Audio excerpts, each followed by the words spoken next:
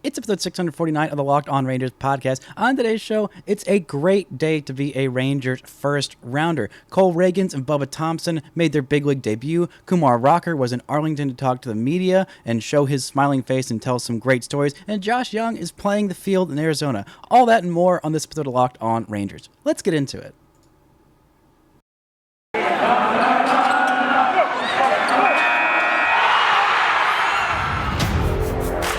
You are Locked On Rangers, your daily Texas Rangers podcast.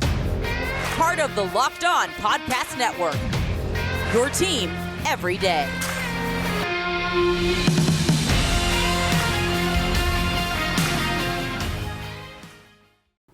You are Locked On to the Texas Rangers. I'm Bryce Patrick, a cripplingly addicted Texas Rangers fan since 2010, founder and host for all 4 seasons of this Locked On Rangers podcast. Today is Friday, August 5th. Your Rangers are 47-58. What a great day of baseball it was yesterday that we have to talk about. Thank you all so much for making Locked On Rangers your first listen every single day. If you're not already, you can go ahead and follow me on Twitter at Bryce Patrick. You can follow the show at Locked On Rangers and subscribe on YouTube, where the best way you can help grow the show is to comment anything below on there. Before we get into all the great first round stuff from the Rangers, today's episode is brought to you by BetOnline. BetOnline has you covered this season with more props, odds, and lines than ever before. BetOnline, it's where the game starts. So, in case you missed it, on Thursday, the Rangers had 2 former first rounders make their big league debuts. It was a delightful day for baseball. Cole Ragans and Bubba Thompson are big leaguers. As my friend Tepid Participation on Twitter would say, dude status has been revoked. In case you don't know him, his whole thing with prospects, he does not do rankings. He just does dude or not dude. And if you're a dude, that means you are a future big leaguer. It doesn't matter what capacity. If you're going to be there for a week or for 20 years, dude status is dude status. And once you get to the big leagues, that dude status is revoked. And for both of these guys, their dude status was in question for a little while. I know they're both first rounders, but they both overcame these big hurdles for each of them. It was unique, and they have both worked their tails off to the bone. And I am so genuinely over the moon for both of these guys. They are great human beings. They have worked so hard for this. And if you had asked me 2 years ago about either of these guys being big leaguers, I would have said probably not. At the pace they were on at that point, there were some significant questions for both of them. Cole Ragans, in case you didn't know, has had 2 Tommy John surgeries, had both of them before he turned 21. That is really difficult. The second one he had the day that he got back on the mound, recovering from the first one. And, he talked about it before the game, or actually more after the game, not so much before the game, but about how, he thought this day might never come. He was drafted 30th overall and had some really great stuff and showed a lot of promise, but you have 2 Tommy John surgeries before you turn 21, and there's no strike 3, and you keep pitching. There's no third Tommy John surgery. That's it. And he pitched through it. He also missed the season due to the pandemic, like all minor leaguers did, and it came right on the heels of him coming back. And so last year, the goal was just to be healthy. The fact that his arm was still attached and still healthy, and he was still pitching, was great at the end of the season. The numbers were completely irrelevant. But to go from that to being a big leaguer this year is absolutely amazing. He was the best pitcher in AA while he was there. He was the best starting pitcher in AAA while he was there. He deserved this big league call-up. The Rangers had a need for it. It was just the right time. And Bubba Thompson as well. He was a guy who was the last in a long line of Rangers first-round picks that were just, let's get some toolsy outfielder from Georgia, or in this case, Alabama or Florida, or one of those, SEC states out of high school. And if they can't swing a ball, or they can't swing a bat very well, or they don't recognize how to have a good plate approach, if they can't really hit all that well, that's okay. They're loud, and they got some loud tools, and we'll teach them how to play baseball. Teaching someone advanced baseball skills is very difficult, and for the most part, those picks didn't work out, and it's caused the Rangers to completely revamp their draft strategy. They had a very good last 3 drafts because of them kind of reanalyzing what the heck they were looking for in their first-round picks. They'd always done well with the later picks. I mean, see Ian Kinsler and some of these other guys in the 15th-plus round that have come up and been major leaguers.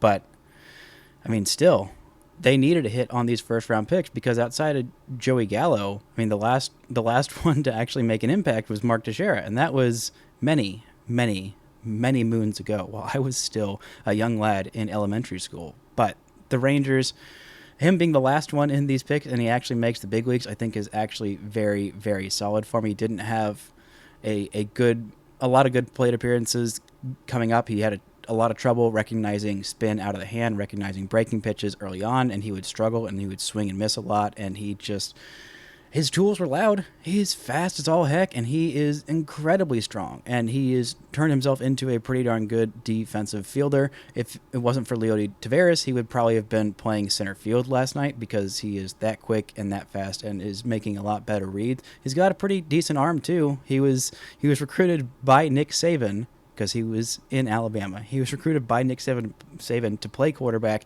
at Alabama. He did not get a scholarship. He was going to gray shirt and walk on there, but the kid can throw, and the kid is fast, and the kid is strong.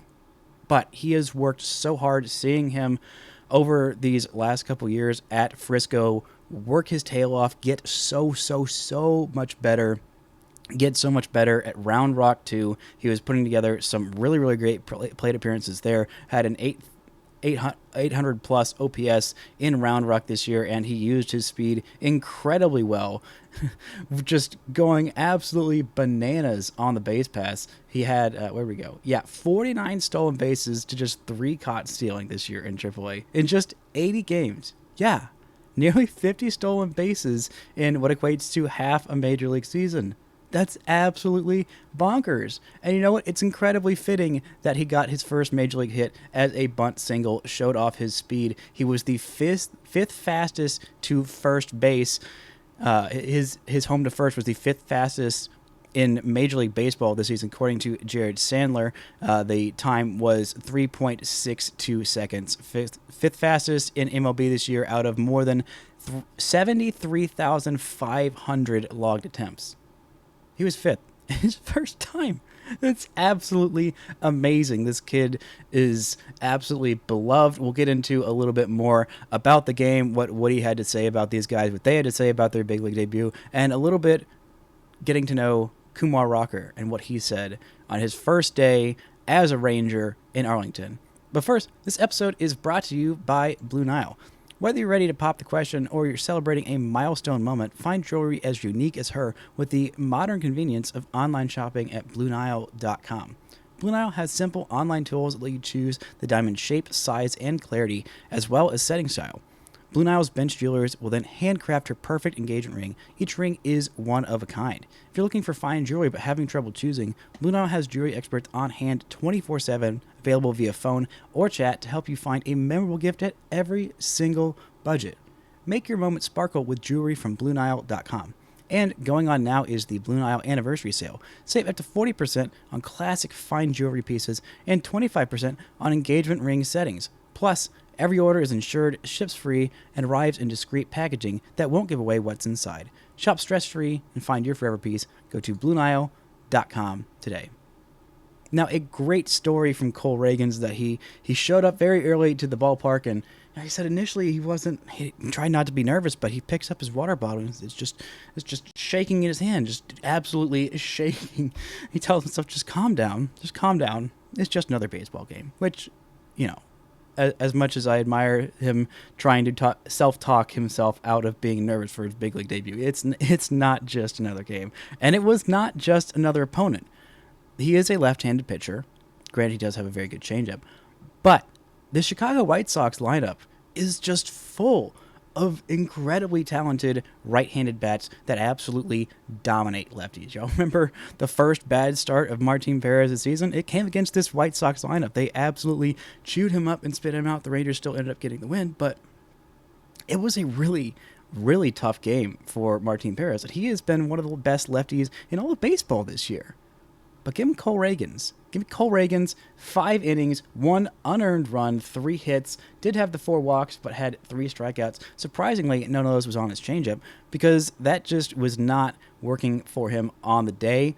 But that's his best pitch. And if your best pitch isn't working on your big league debut, usually things can get out of control fast. But he did not shy away from it. He still threw it. He was having trouble commanding it. Didn't get a whole lot of swing and misses from it like he normally would. But that fastball command was absolutely on point. He used a lot of fastballs, 42 pitches. Of those, 37 changeups. The cutter, which he calls a slider, it's kind of more of a cutter because the differential in velocity isn't that far off of what he throws as four-seamer. His four-seamer is about 92-ish miles an hour, and the curveball he threw 3 times, 3.2% of the time.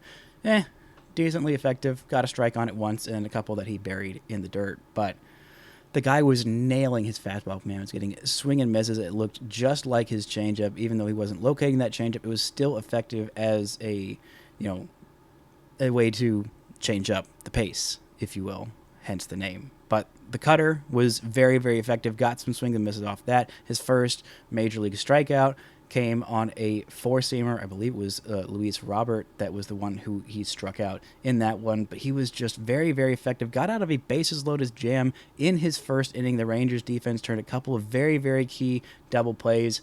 One of the first plays back with Seager in the field that he made was that double play to get the rookie out of that big jam. The Rangers took a 1-0 lead in the bottom of the second inning and tied it back up with on a weird inning in general in the third. Adolis Garcia had his third error of the season on what should have been initially. It should have been just caught and it shouldn't have dropped it, but initially was ruled an error on the transfer that allowed the runner to go from second to third, but upon the challenge, it ended up that he did not catch the ball at all, which got Cole Ragans into a tough spot. And while his defense in the infield had helped him out a little bit early on, the defense in the outfield did not do as much helping him out in that particular instance. But the Rangers, man, this outfield defense with Leody in center, Adolis in right, and Bubba Thompson in left. I know Adolis made the goofy play right there, but in general, you basically have 3 center fielders with big arms, big speed, and make some pretty darn good reads. That is some ridiculously good outfield defense there. And there was a really, really delightful picture that the Rangers Spanish Twitter account tweeted out of those 3 guys doing what looked like a Rockette stance to celebrate the win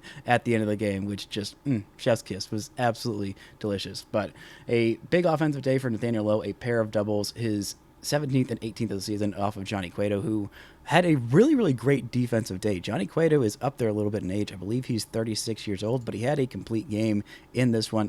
36 years old. Went 8 innings, allowed 11 hits, did not walk anybody, and only got the 4 strikeouts. But he was hopping off of the mound, making some smart plays defensively, covering third base to get an over-aggressive base runner out. But he was very, very effective. And, of course, the bunt single that Bubba Thompson had, it was in a big spot too. It wasn't just a lead off bunt single, but he bunted the ball right to Johnny Cueto, who was really quick getting off the mound, very spry at his age 36, but he just was not quite fast enough, did not make the decision fast enough to go ahead and get Bubba Thompson at that point. But didn't matter. Bubba Thompson made the bases loaded. Marcus Semien got a sac fly the very next play to make it a 3-2 game. The Rangers would stop scoring after that. In the 8th inning, they would give up a run on a Yoan Moncada triple to right field that scored Jose Abreu, made it a 1-run game going into the 9th inning, which everyone thought, oh no, absolutely not another 1-run game. But Jonathan Hernandez is on the mound to close it out for his second save. Absolutely zero drama, 2 strikeouts in a perfect inning. And you know what? I wasn't nearly as nervous as I had been in games past. The Rangers snapped a very long streak of winless games in those 1-run games. Yeah, the last 1-run win was in July 8th against the Twins. They had 6 straight losses in 1-run games, and now are, I believe, 6-23 in 1-run games. Still historically awful. Still quite bad. 6-23, but it's better. It's better. Finally, another win. And I think having Jonathan Hernandez in that closer role is going to do a whole lot for the Rangers. I mean, their clutch offense has been good. It's really just the clutch bullpen that has been having some issues. I mean, it was kind of frustrating to see Matt Moore have another game where he allowed a run in his one inning of work, and those walks keep catching up to him. That's the one thing he's done poorly this year is walk a whole lot of batters, and walking two and allowing a single hit in his one inning of work without striking anybody out. That is still a little tough. But Brock Burke, I want to commend him too. He's the one who got the win in this one. 2 innings of shutout work, 4 strikeouts, only 1 hit, the only base runner that he allowed. He was absolutely excellent, allowed the Rangers to get to that 8th inning where they could throw Matt Moore in the 8th and Jonathan Hernandez in the 9th, and you feel very, very good about your odds at that point. But still, Cole Ragans facing a very, very tough Chicago White Sox lineup. He talked about not wanting to look at the names. He's like, I know the names, but if I look at them, then they're going to make me nervous, and I'm going to start to overthink it and start to not trust my stuff, and I don't want to do that. But he did a good job of not looking at those names and just absolutely dominating. He held Tim Anderson without a hit. Anderson was 0 for 5 with 3 strikeouts, a guy who won a batting title very recently and is a very good contact hitter, but went 0 for 5 with 3 strikeouts. That is a really darn good day by the Rangers pitching staff. And by the way, Bubba Thompson is absolutely beloved on every single team. Woody said that he is the most loved player on every team that he plays on just because of who he is, not because he's the most talented guy, but because of who he is. And that is exactly the kind of guy you want in your locker room. And I think both these guys are going to be here to stay. Coming up, we're going to look a little bit at the transactions that got them there, who the Rangers had to say bye to that kind of shocked, and who is going on the IL, and a little bit about what the heck the plan is with Kumar Rocker and some fun facts about him.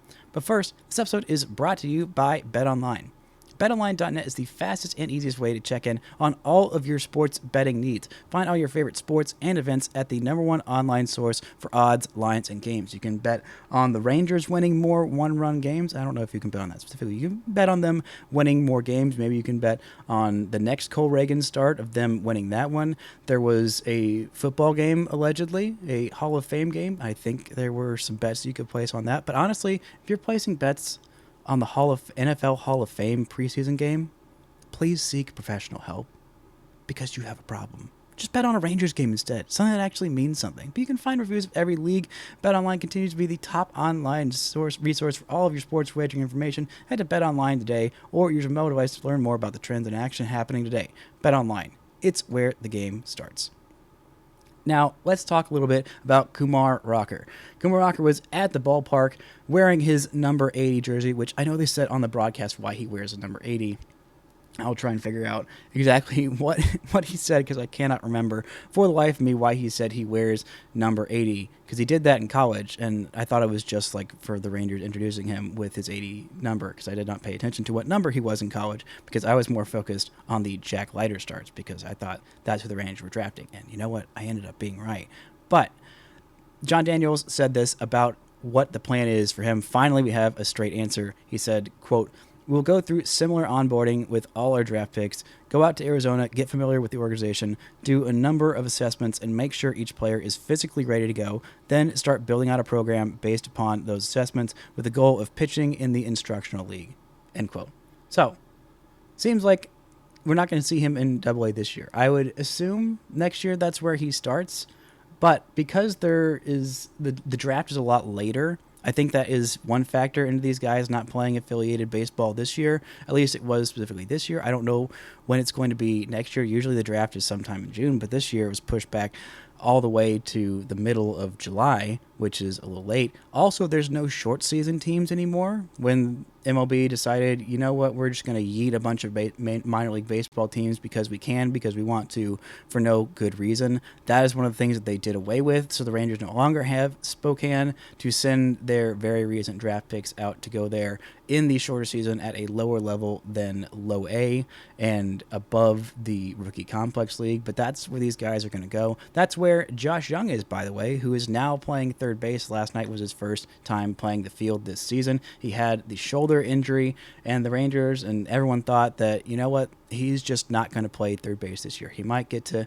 DH sometime in the middle of August when he's coming back, but there's pretty much no way he's going to play the field, and that means probably pretty much no way that he is going to make his major league debut. But Josh Young worked his little butt off at recovering. I don't know if it's pure will or spite at his own body for getting injured yet again. It's just kind of a freak injury thing that he was just lifting, and boom, there goes your shoulder right before spring training. I know he was real pissed about that because he probably should be the Rangers' everyday third baseman at this point. If he didn't get injured, I think he absolutely would be, because he was ahead of Josh Smith and Ezekiel Duran in terms of his development before that injury. He probably would have been up last year if not for the foot injury, and I kind of thought that they would give him a cup of coffee at the end of last year to just see him be in the major leagues, because he looked like he was pretty much ready. But that wasn't the case, and so now he's playing the field. He'll be there for about 5 to 10 more days, or I guess yesterday Evan Grant said 6 to 10, so today it's 5 to 9 more days there. Then he will go play for an affiliate. I think that he will make his major league debut this year. That's just me speculating on what I know about the organization and what I know about him, and that would be very, very exciting. But it seems like Brock Porter, all the other guys that were picked, they're going to go to Arizona.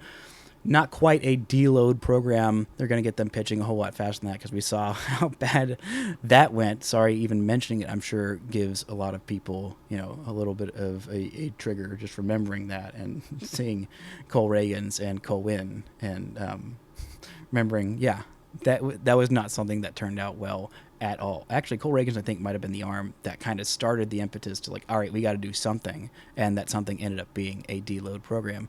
But let's talk about some Kumar Rocker, who, from all the indications, all the whispers that I've heard, they feel like he is very healthy. Everything is just fine. It's not just we're throwing up smoke screen, but a legitimate, we really do think that he's okay. And part of the reason that the Mets didn't draft him, whatever it was, the Rangers just felt comfortable in it. And it might end up looking like the Mets just Metsing it very hard, especially if Kumar Rocker ends up being really darn good. They did get a compensation pick in the 12 to either 12 or 14, I think, is what they got this year, because they didn't sign Kumar Rocker. But if he ends up being as good as everyone kind of thought he could be coming out of high school and coming out of college, that is going to be a really, really good pick. But some fun facts about him. By the way, if you haven't read the Brad Townsend piece for the Dallas Morning News, the feature on him, it's the best thing you're going to read about Kumar Rocker all day, and maybe even ever. Brad is such a fantastic feature writer. He talked to Kumar's parents. He talked to Kumar himself.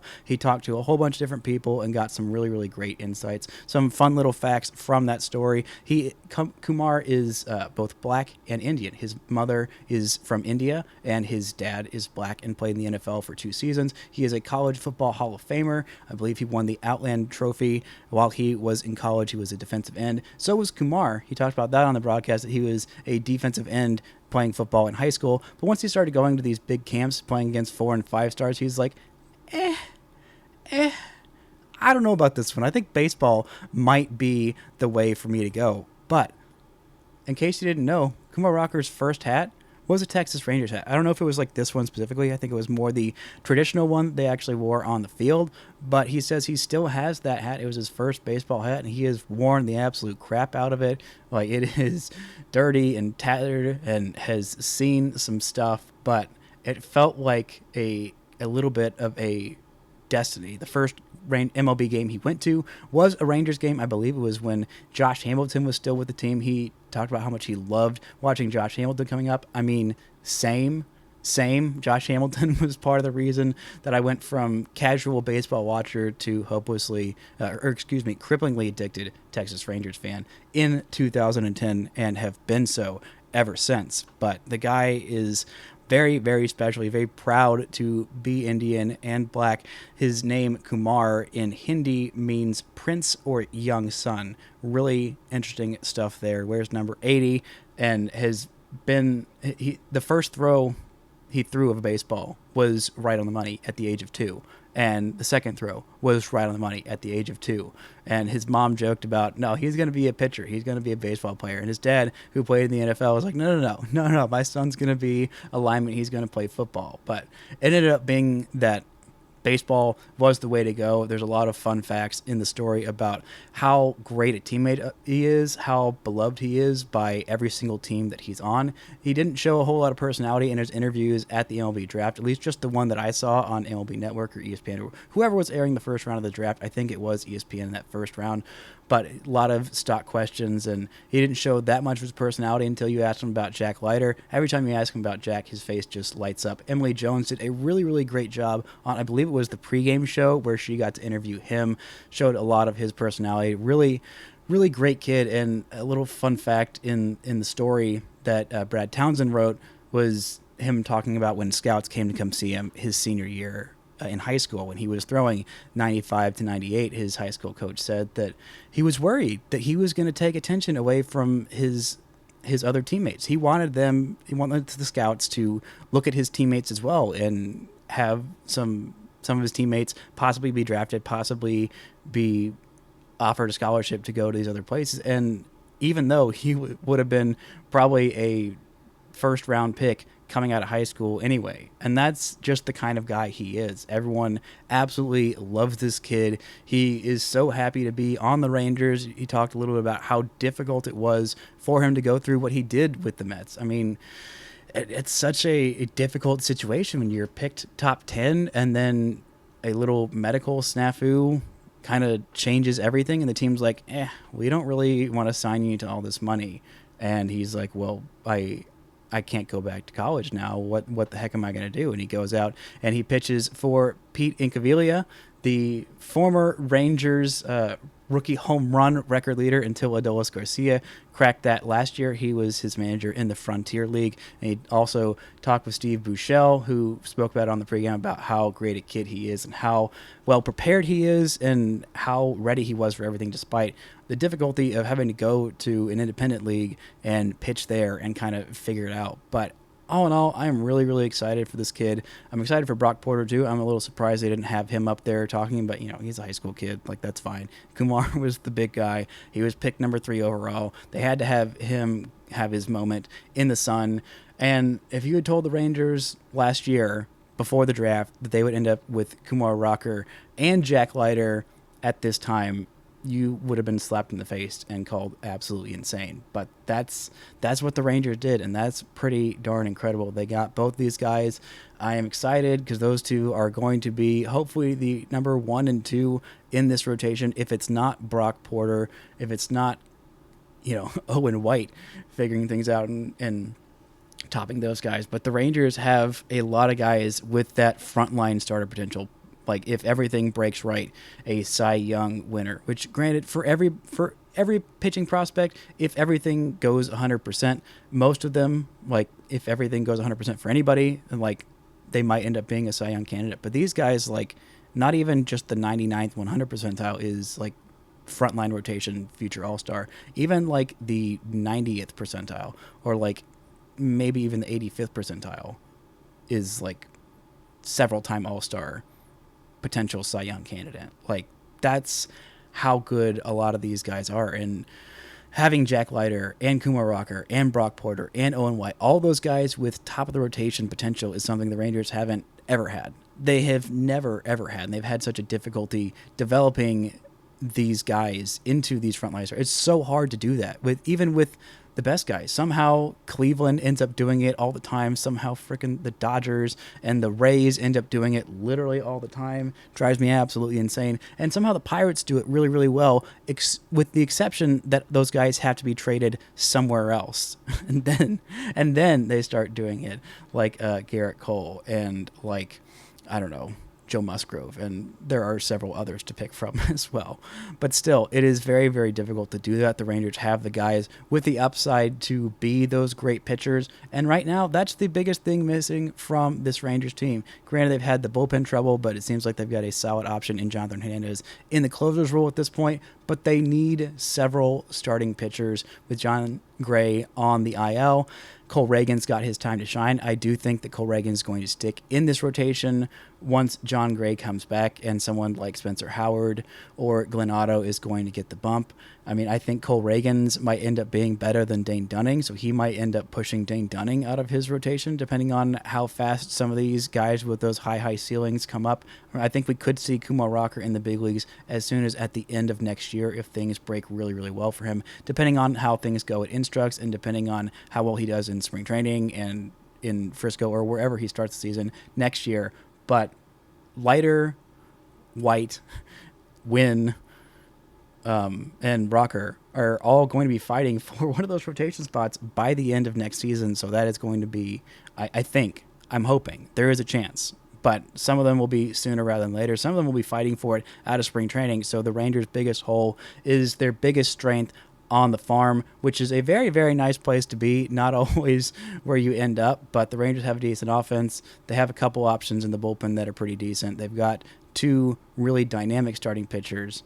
So they just need a couple more. And who knows, that declaration to contend in 2023 might not look so insane once we get to 2023. What a great day for Rangers first round picks today. A great day for baseball and a reminder of why we love this sport so much, at least why I love this sport so much, even in years when the team frustrates the crap out of you. That's going to do it for today's episode of Locked On Rangers. Be sure to check out Locked On MLB with Paul Francis Sullivan, the walking encyclopedia of baseball history. Please just call him Sully. Just do it at this point. That'll do it for this edition of Locked On Rangers. And until next time, don't forget to enjoy baseball.